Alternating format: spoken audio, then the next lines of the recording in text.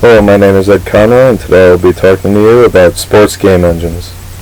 Now, there are three parts to any game engine. There's called asset allocation, the game loop, and asset deletion. Asset allocation is the process in which the computer loads in the assets to the game.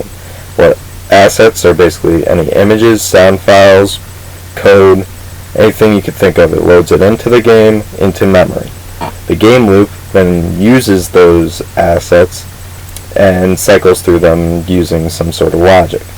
Asset deletion is the process in which the computer then takes these assets that are loaded into memory and flushes them out of the system so it can load in new assets. Now there are three parts to the update loop. There is input polling, render pipeline, and update.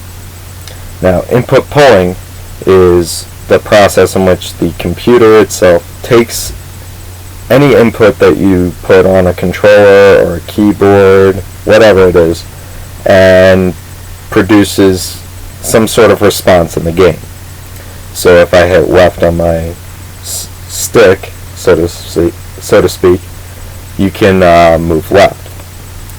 Now the render pipeline then basically has all these set states, and from those states they can determine what animation to play, what sprite to draw, etc., etc. And that's all done through the render pipeline. And then update then updates the game's logic. It literally moves the player, it calculates the physics, it does the game logic, whatever you need it to do. That's what update's job is. Now, for the important part, crunch time.